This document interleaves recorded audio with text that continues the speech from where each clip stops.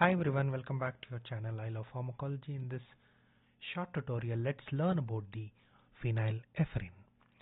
So before going to the phenylephrine, let us recapitulate which is the receptor which is present on the blood vessels.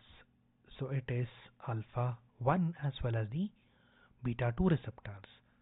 Alpha 1 activation leads to vasoconstriction, whereas beta 2 activation leads to vasodilation. So if you are able to constrict the blood vessel, so that means the drug has to act on alpha 1.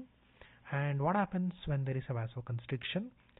There is an increase in the peripheral resistance, and also it increases the blood pressure. So please remember, phenylephrine is a selective alpha 1 agonist.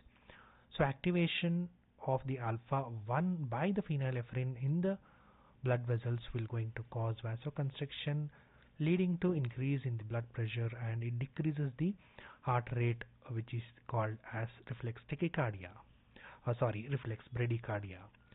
So as there is increase in the blood pressure, it can increase the heart rate initially, and to compensate that there will be a reflex bradycardia. So where to use these drugs? It can be used for nasal as a nasal decongestant in case of cold. So this will going to constrict the blood vessels in the nasal mucosa. Thereby it can be used as a nasal decongestant, and it can be used for treatment in case of whenever the patient has got low blood pressure, hypotension, and it can cause mydriasis without cycloplegia. It acts on the alpha 1 which is present on the radial muscle fibers of the iris, leading to the dilatation of the pupil, which is called as mydriasis. But since you do not have any alpha receptors on the ciliary body, it will not going to cause any change in the accommodation, or there is no spasm of accommodation. So that is called as mydriasis without cycloplegic effect. So what is the adverse effect? As it increases the blood pressure, there can be a risk of increase in the blood pressure, that is hypertension. And also, if the nasal decongestant is used frequently for a long duration of time, the patient may have rebound congestion. And please remember, phenylephrine means it has got pure alpha 1 means it is pure vasoconstriction. So MCQs to remember, it predominantly acts on the alpha 1 receptors.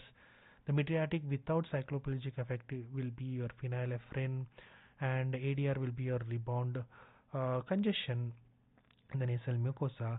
And due to the increased use of phenylephrine as a nasal decongestant, the patient may be prone for the atropic